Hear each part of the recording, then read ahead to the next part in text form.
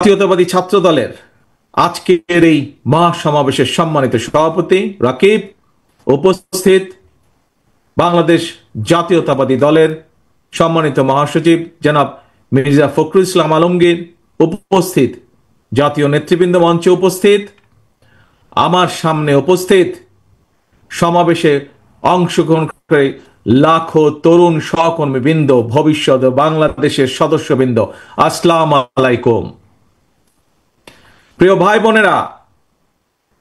বোনেরা, দেড় দশকের ফ্যাসিবাদ বিরোধী আন্দোলনে ছাত্র দলের হাজার হাজার নেতাকর্মী হতাহত হয়েছে।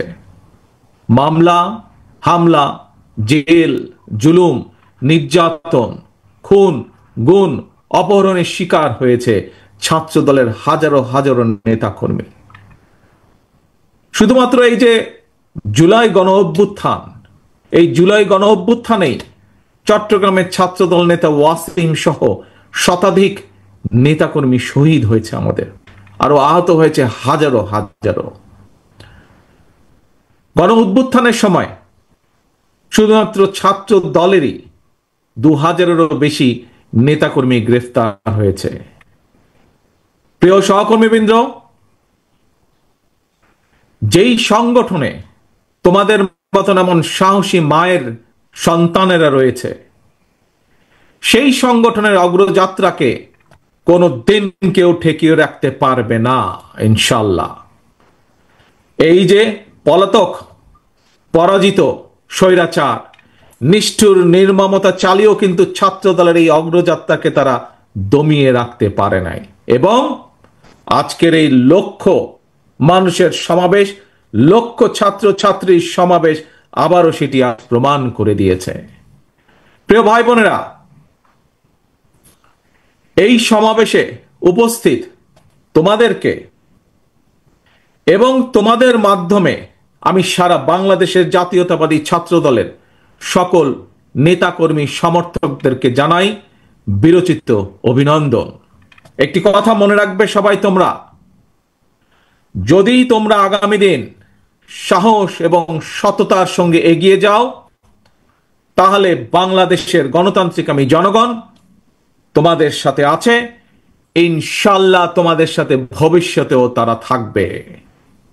মনে রাখবে সবসময় একটি কথা, এই দেশের জনগণই বিএনপি তথা বাংলাদেশী জাতীয়তাবাদী শক্তির সকল রাজনৈতিক ক্ষমতার উৎস। প্রিয় বন্ধুরা, 1971 ভাষা শিক্ষাটাকে কিভাবে পৌঁছে দেওয়া যায় শিক্ষার্থীদের কাছে, কোন ক্লাসের কোন লেভেল থেকে কোন ভাষাটিকে কিভাবে শিক্ষা দেওয়া যায়, সেটির বিষয় দলের ভিতরে একটি টিম কাজ করছে, যারা এই বিষয়ে এক্সপার্টিস যাদের রয়েছে। প্রিয় ভাই বোনেরা, ভাষা শিক্ষার সুযোগ সৃষ্টির পাশাপাশি আমরা আরো কতগুলো বিষয় ক্লাস 12 পর্যন্ত আমরা অ্যাড করতে চাই, ইন্ট্রোডিউস করতে চাই, সংযুক্ত করতে চাই। আমরা কি সেগুলো? স্কুল কলেজ পর্যায় থেকে শিক্ষার্থীদের জন্য আমরা কতগুলো প্র্যাকটিক্যাল সাবজেক্ট আমরা রাখতে চাই, যেমন ডেন্টাল হাইজিনিস্ট বা মেডিকেল টেকনিশিয়ানের মতন বিভিন্ন টেকনিক্যাল বিষয়, থিওরিটিক্যাল এবং প্র্যাকটিক্যাল নলেজ অর্জনের সুযোগ আমরা তৈরি করতে চাই।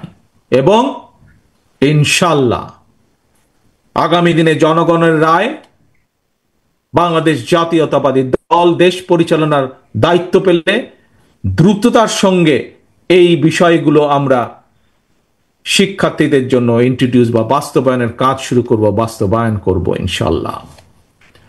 প্রিয় ভাই বোনেরা, এবার তোমাদের সামনে আমাদের আরেকটি চিন্তা, আরেকটি পরিকল্পনার কথা তোমাদের সামনে তুলে ধরতে চাই। যেই পরিকল্পনা বাস্তবায়ন করতে পারলে তোমরা এবং তোমাদের মতন লক্ষ কোটি তরুণ যুবক শিক্ষাঙ্গনের পরিধি পেরিয়ে শিক্ষা জীবন শেষ করে সহজে যাতে তাদের জীবিকা নির্বাহ শুরু করতে পারে, সেরকম একটি ছোট্ট পরিকল্পনা, আরেকটি পরিকল্পনা তোমাদের সাথে তুলে ধরতে চাই। তোমরা জানো সারা বিশ্বে বর্তমানে অনলাইনে কেনাকাটা হয়, এবং জনপ্রিয়তা পাওয়ার কারণে অ্যামাজন, আলিবাবা এই ধরনের, ইবে এই ধরনের বিশ্ববিখ্যাত ই কমার্স প্ল্যাটফর্মে হাজারো পণ্যের চাহিদা বেড়েই চলেছে প্রতিদিন। আমরা এই সুযোগটাকে কাজে লাগাতে চাই। এই সুযোগে দেশে আন্তর্জাতিক মানের ক্ষুদ্র ক্ষুদ্র ক্ষুদ্র অনেক এবং মাঝারি শিল্পের উৎপাদন বাড়িয়ে বিশ্ববিখ্যাত এই সকল ই কমার্স প্ল্যাটফর্মে বাংলাদেশের তৈরি পণ্য সরবরাহ করতে চাই, এবং এটি কোনো অসম্ভব ব্যাপার নয়। এরই মধ্যে এইসব প্ল্যাটফর্মে যারা কাজ করেন সেরকম কিছু মানুষের সাথে আমার কথা হয়েছে। আমরা যদি বাংলাদেশে এই জিনিসগুলো তৈরি করতে পারি তাহলে তারা প্রস্তুত আছে বাংলাদেশ থেকে নিতে। প্রিয় ভাই বোনেরা, কেন এই ছোট ছোট ছোট ছোট শিল্প প্রতিষ্ঠান আমরা তৈরি করতে চাই? আমরা তৈরি করতে চাই তোমাদের জন্য। তোমরাই তৈরি করবে এইসব প্রতিষ্ঠান, সরকার থেকে সেটির সহযোগিতা দেওয়া হবে, এবং তার মূল লক্ষ্য, তার মূল উদ্দেশ্য তোমাদের মতন সারা বাংলাদেশে ছড়িয়ে থাকা যে কোটি কোটি তরুণ যুবক রয়েছে, তাতে করে তাদের নিজেদের কর্মসংস্থানের ব্যবস্থা হবে, তাতে করে তারা তৈরি করবে এই সকল ছোট ছোট প্রতিষ্ঠানের যারা উদ্যোক্তা, তারা লক্ষ কোটি কর্মসংস্থানের ব্যবস্থা তৈরি করবে ইনশাআল্লাহ। এবং এই কাজটি কিভাবে করা যায় তার জন্য আরেকটি আলাদা টিম এরই মধ্যে কাজ করছে গত 3 মাস যাবত। আমরা চাই দেশে বহু সংখ্যক ক্ষুদ্র এবং মাঝারি শিল্প উদ্যোক্তা তৈরি করতে, যারা ভবিষ্যতে যারা আসবে তোমাদের মাঝে থেকে, সেই সকল উদ্যোক্তা যারা আসবে তোমাদের মতন সারা বাংলাদেশ ছড়িয়ে ছিটিয়ে থাকা তরুণ যুবকদের মাঝ থেকে আসবে তারা, এবং সরকারের পক্ষ থেকে, রাষ্ট্রের পক্ষ থেকে আমরা তাদেরকে অর্থনৈতিক সহায়তা দেওয়ার সর্বোচ্চ চেষ্টা করব। প্রিয় ভাই বোনেরা, আসো এবার আরেকটি আইডিয়া তোমাদের সামনে বা আরেকটি পরিকল্পনা তোমাদের সামনে তুলে ধরি। দেশে বর্তমানে তরুণ প্রজন্মের প্রায় 10 লক্ষেরও বেশি ভাই বোন ফ্রিল্যান্সিং কিংবা আউটসোর্সিং এর মাধ্যমে বৈদেশিক মুদ্রা, শত কোটি বৈদেশিক মুদ্রা অর্জন করছে। তবে এই কাজ যারা করছে তাদের একটি সমস্যা, হয়তো এখানে তোমরা আজ যারা লক্ষ নেতাকর্মী উপস্থিত হয়েছ, লক্ষ সমর্থক, লক্ষ ছাত্রছাত্রী উপস্থিত হয়েছ, তোমাদের মধ্যে হয়তো অনেকেই এরই ভিতরে এই কাজের সাথে সম্পর্কিত। যারা এই কাজের সাথে সম্পর্কিত এবং যারা হতে চাইছে কিন্তু হতে পারছে না, একটি সমস্যা সকলেই ফেস করছে। কি সেই সমস্যাটি? এই যে তারা যাদের কাজ করছে তারা তাদের যে পাওনা টাকা পাঠাচ্ছে বৈদেশিক মুদ্রায়, এটি দেশে আনা সম্ভব হচ্ছে না, অর্থাৎ আন্তর্জাতিক গেটওয়ের একটি সমস্যা হচ্ছে। এই সমস্যা সমাধানের জন্য আমরা এরই ভিতরে সংশ্লিষ্ট যে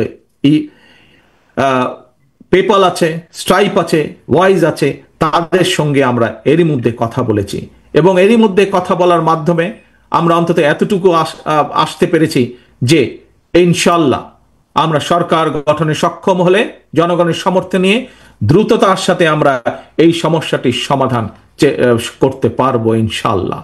তার ফলে যারা এই কাজের সাথে সম্পর্কিত তারা যেমন সুবিধা পাবে, নতুন করে আরো মানুষ এই কাজের সাথে সম্পর্কিত হতে পারবে। প্রিয় ভাই বোনেরা, স্বাধীনতার ঘোষক শহীদ রাষ্ট্রপতি জিয়াউর রহমান দেশে স্বনির্ভরতা এবং উৎপাদনের রাজনীতি চালু করেছিলেন।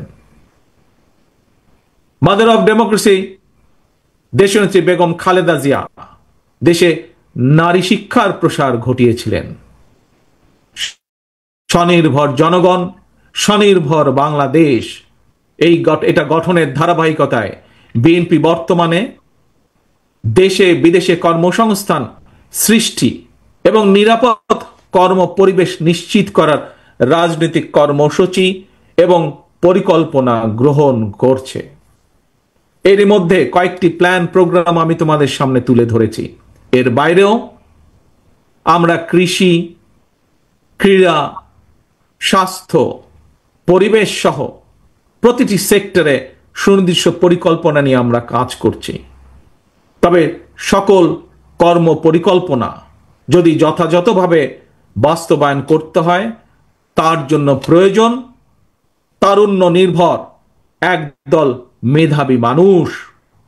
আমি আজ দৃঢ়ভাবে বিশ্বাস করি এই সকল মেধাবী মানুষ আজকে আমার সামনে যারা লক্ষ লক্ষ ভাই বোনেরা উপস্থিত, তোমাদের মধ্যে এবং তোমাদের মতন যারা সারা বাংলাদেশে তরুণরা ছড়িয়ে ছিটিয়ে রয়েছে, তোমাদের ভিতরেই রয়েছে। প্রিয় ভাই বোনেরা, পলাতক স্বৈরাচার মুক্ত বাংলাদেশে প্রচলিত প্রথাগত ছাত্র রাজনীতির গুণগত পরিবর্তন হওয়া দরকার। জাতীয় রাজনীতি সম্পর্কে সচেতন থাকার পাশাপাশি প্রতিটি ক্যাম্পাসের সমস্যা সম্ভাবনা নিয়ে শিক্ষার্থী এবং ছাত্র সংগঠনগুলোকে সোচ্চার থাকা জরুরি।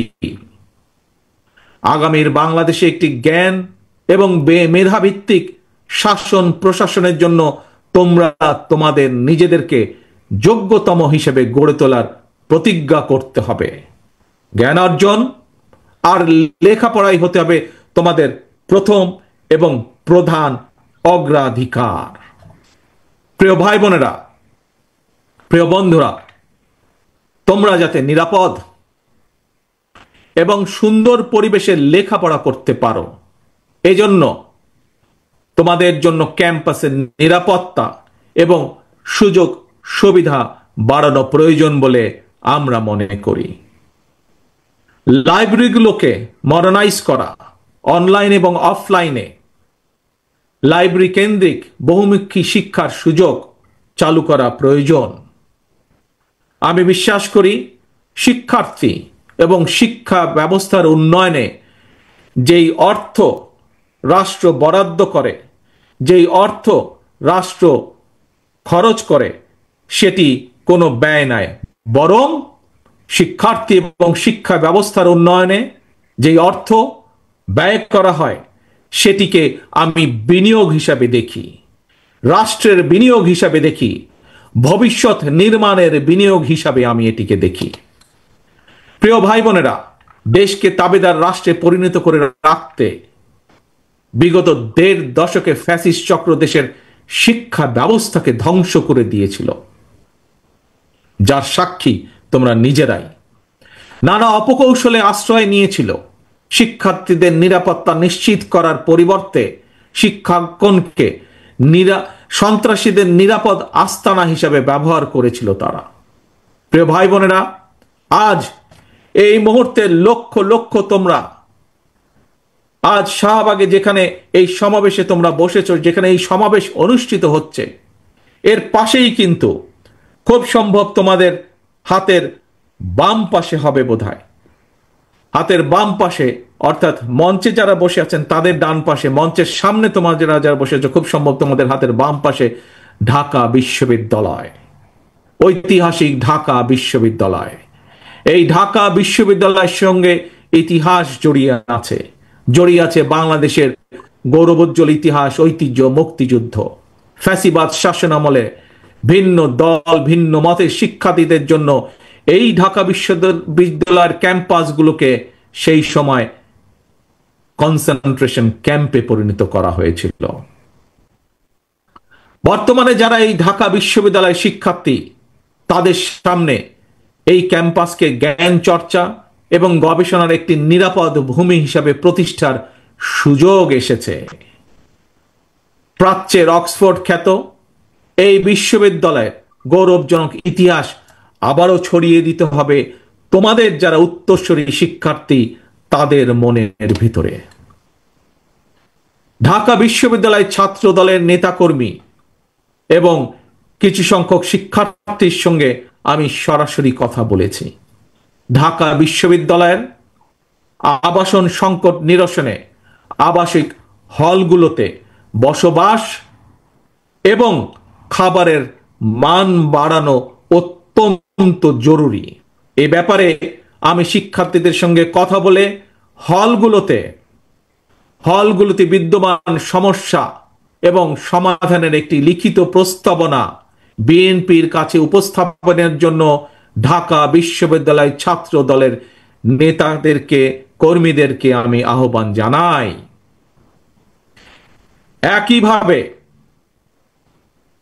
একইভাবে দেশের অন্য বিশ্ববিদ্যালয়গুলোর শিক্ষক শিক্ষার্থীদের সঙ্গে কথা বলে সেই সব বিশ্ববিদ্যালয় সমস্যা এবং সম্ভাবনা নিয়ে সুপারিশ সহ রিপোর্ট তৈরি করার জন্য ইতিমধ্যেই বিএনপির পক্ষ থেকে ছাত্র দলের সংশ্লিষ্ট নেতৃত্বকে নির্দেশনা দেওয়া হয়েছে।